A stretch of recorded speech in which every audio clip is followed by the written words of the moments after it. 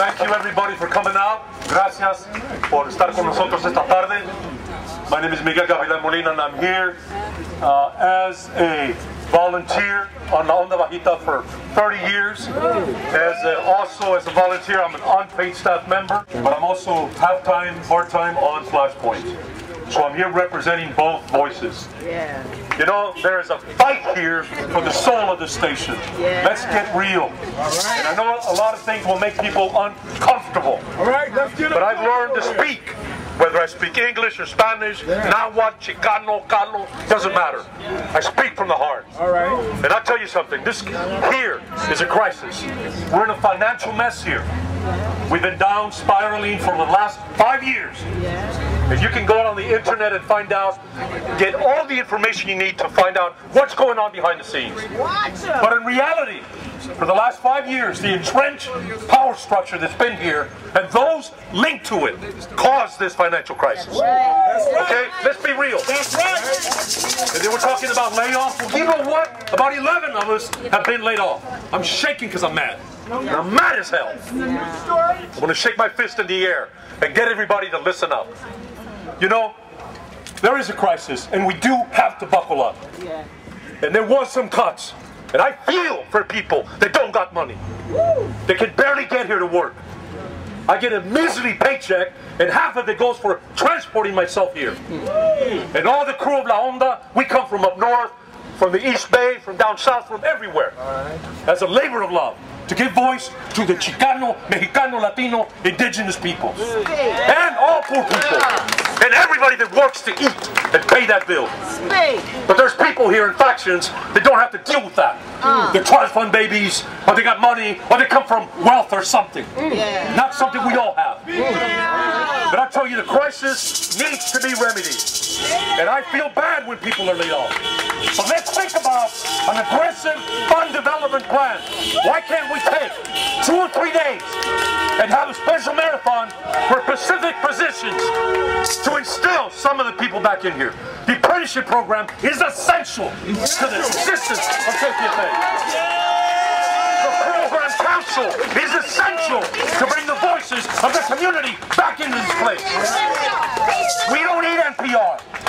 We don't need millions of dollars from corporations to make it comfortable so people can be looking good on the radio, sounding good, and not being accountable. The kind of radio we do is the people's radio. All right. And I'm sorry, but on Flashpoints we've taken beatings, and a lot of other people have taken beatings. Okay. But this offers us an opportunity right now to take back this station. You know, install the program council that allows community activists, advocates, and people that aren't important to have a voice. Right on. About access. We need to bring that. The program council was dismantled in the past regime. Yes. Right. You know, we need to bring fiscal responsibility. How about you all, everybody here, start coming up with some kind of fiscal plans, some kind of capital campaign plans, some kind of neighborhood, funds to help positions and say this money will go for this position. But right now, we've got the opportunity to bring back the voice of the communities of color. Yes. Working people, poor people that don't have a voice. Yes. I can go on and on. But right now, rather than finger pointing, let's support the station and aggressively get some funding going. Thank you. Marlon Crum, Briate Kim McLaughlin, Bruce Allison, Joseph Golden. Is it defined by corporations? No. Or better yet, is it defined by how clean your edit cut is? Hell no. For 11 years, me and my mama dealt with houselessness in this city, managed to get in this station, got our little slice of 24 minutes on the morning show, barely ever was respected up in this place because we didn't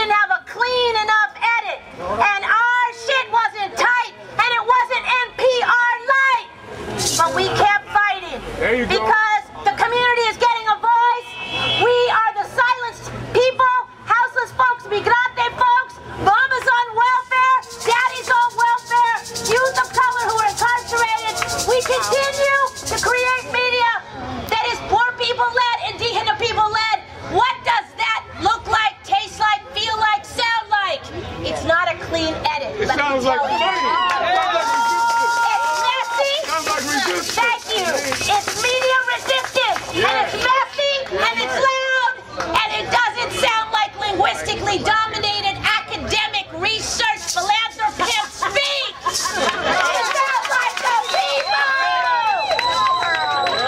So when they say community radio, we say, whose community? So can I hear it? Our community!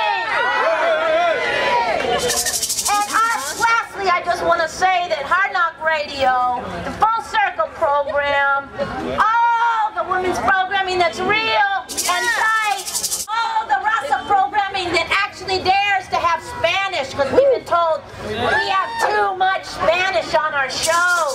We gotta put it under a bed, because God forbid there's actually Raza Migrante listeners to KPFA.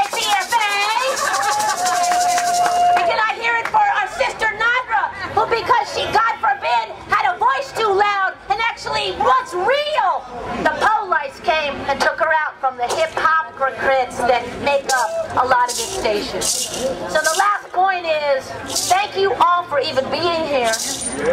We are the people, and this is our community, and that means it's our station. Whose station? Hey, I just want to thank all of you guys for your support of Hard Knock Radio, Flashpoints, First Voice Apprenticeship, The Block Report, and so many others like Transitions on Traditions, who was fighting the struggle, Walter Turner, who was fighting the struggle. You know, I think it's very interesting that, you know, we're here, and this is supposed to be the home of the free speech radio. This is supposed to be the home of the Black Panther Party. Yet the shows that promote that kind of content, that kind of politic, are the ones that are on the chopping block. That's right. Think about the ones that give you Mumia Abu Jamal, who's fighting for his life. That's Hard Knock and Flashpoints. That's the Block Report. That's Transitions on Traditions. Michael Eric Dyson, he has been a guest on Hard Knock Radio. True. He's a friend to some of the people on Hard Knock Radio. But let me ask you this. If Hard Knock Radio was replaced with Michael Eric Dyson, if you're an artist, would you be able to get your stuff played on Michael Eric Dyson's show? The answer is hell no. The answer is hell no. If Flashpoints is replaced with Al Jazeera, if there's a struggle right here in the Bay Area, will that make it to the air? No. So we have to be for local control. We have to be very clear on what this issue is about. This isn't just about Hard Knock Radio and Flashpoints, or the morning show. This is about you. That's right. Support the shows that support you. That's right. You know, support the shows that support you. Absolutely. How many of you guys listen to the Block Report? I listen. There would be no Block Report without Hard Knock Radio. Without Flashpoints. Without Transitions on Traditions. You know, there's no Black Public Affairs show here. So they fill in the gaps. We shouldn't be cutting down on time. We should be expanding local time. Absolutely. We shouldn't be talking about bringing a national show or even a statewide show. We should be talking about how to train somebody in the community to do a local show so that this could be more accessible to the people that live around here or in Northern and Central California. I see Steve Zeltzer here. People need to know about labor. That's right. People need to know about immigrants. People need to know about police terrorism. People need to know about housing. Not just subjects that are outside of these walls, but things that you can be a part of. That's the importance of the shows that I named before. How else would you join this station but through the First Voice Apprenticeship Program unless you know somebody? Right, for sure. If you don't know anybody, the First Voice Apprenticeship Program. Like people like Davey D. Me, Nora, Anita, Deb came through Davey D and Youth Radio. Youth Radio was cut off the air on KPFA. Nothing of the sort was restored.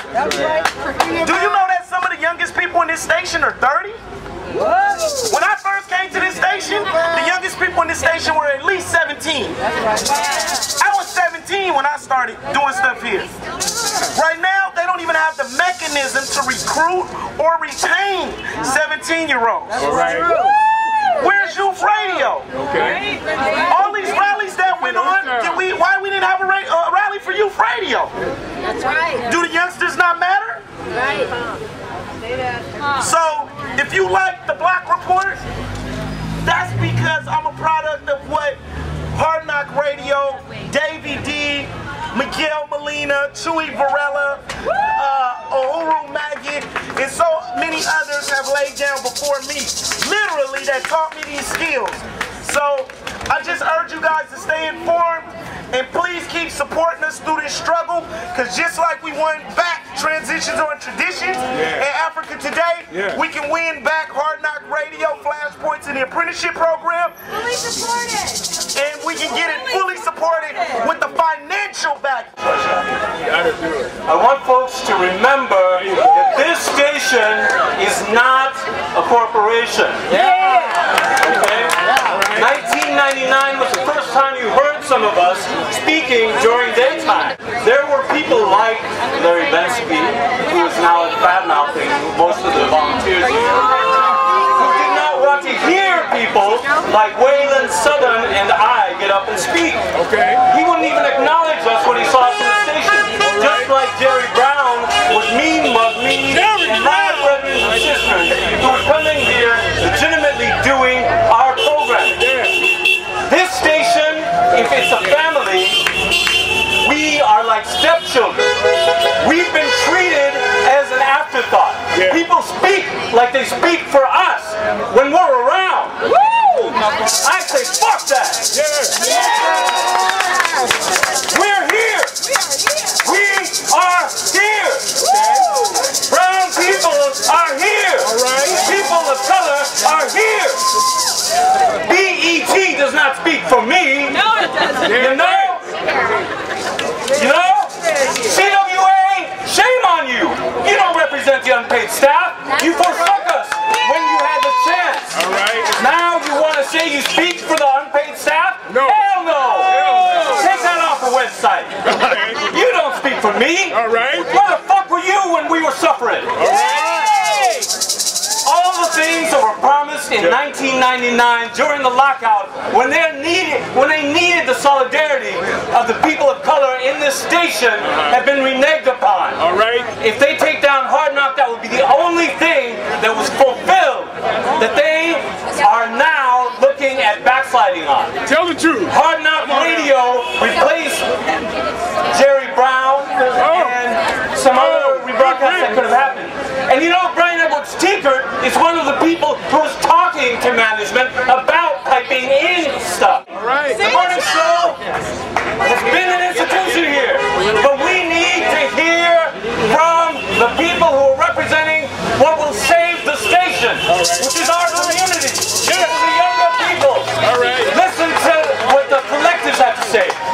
Representing Reggae Collective, Roots Communication, representing from the Phoenix group of the apprenticeship, 1986, graduated 89, represented from the People of Color Coalition that helped save the station in 1999. Transformation not yet. Fight forward. Community radio, where people have an opportunity to come in and learn radio and share ideas and fight back. Truth to power. Truth to power. Truth to power. Fight for Flashpoints. Believe me, Flashpoints was one day away from being taken away. We lost half. We lost 60% of our budget. And nobody said a word. 60%. And nobody said a word. My colleague was cut and left in the hallway. And nobody cared. And her name, Nora Barrows-Friedman, has not been lamented on the air. Everybody forgot that she was cut. I want to know why. I want to know why. Anyway, it is my privilege. It is my privilege to bring to you a young woman who learned Arabic to go to Palestine, almost lost her life, and then got cut. And then after she was cut, she was, imagine, ridiculed for going public and jeopardizing the reputation of the station.